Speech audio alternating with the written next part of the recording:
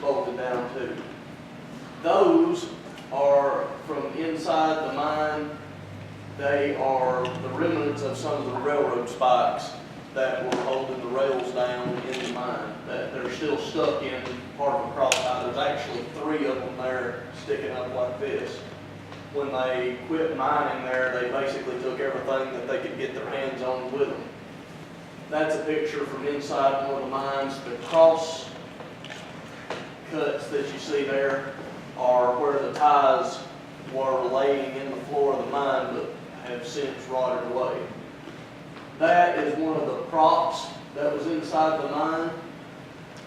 Now that is only about 3 feet tall right there. That's how high it was from the floor to the ceiling where they were working.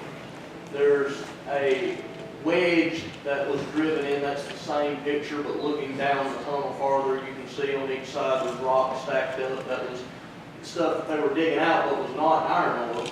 And props about every 10 feet or so to hold the top up.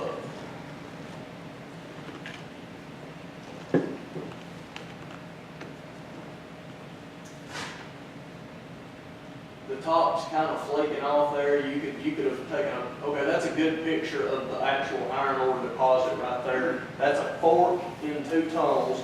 The tunnel to the right you could actually stand up in. The tunnel to the left is what you just saw a picture of. And in the center there is what they were actually digging out. And that's the iron ore and the other refuse that they were throwing away. And it's loose enough that you can just stick a pick in it and pull hunks of it out.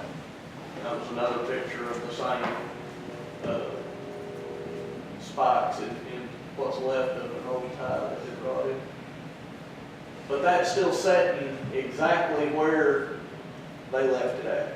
That hadn't been moved. It's sitting in one of those trenches there.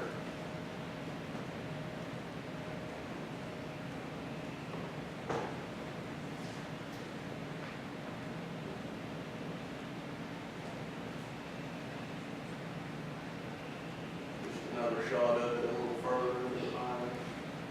Now that tunnel there that actually had the tracks in it, even the shorter tunnels that were about 3 feet high, there's 2 of those in this particular mine.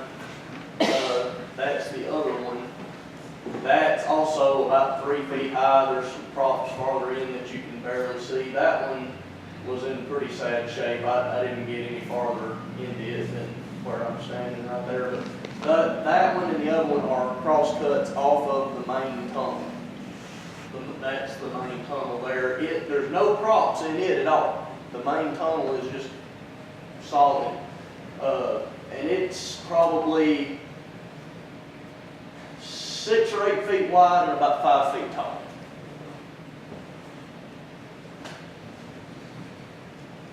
Back to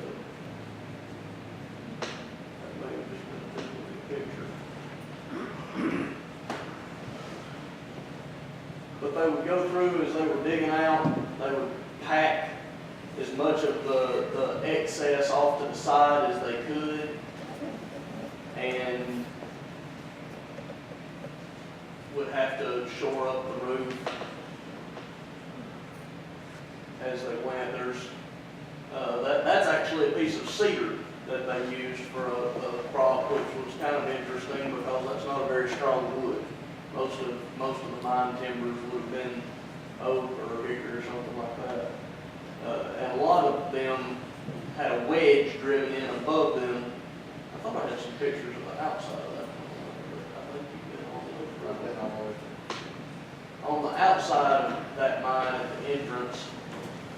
You can follow exactly where the tracks were and where they went to, because as soon as you come out of the entrance of that mine, which is the entrance is mostly caved in now. There's a hole big enough for somebody to slide through, and that's it. But there's stacked rock on each side of the track where they were pushing the mine cars out, because they didn't want to have to carry the stuff that they weren't getting paid for very far. They were getting paid for just what they were actually taking out of the tunnel. Let's see if you can get your other side of the picture. Basically duplicates of yours there, I think. All right. We appreciate your patience with us. We're more enthusiastic about old mines than most people should be. But if you got any questions or want to poke around, I do have a sample of the iron ore up here on the table when we get the lights cut on. You're welcome to see. I want everybody to see the little model of the steam donkey engine that fits on a Lionel train car.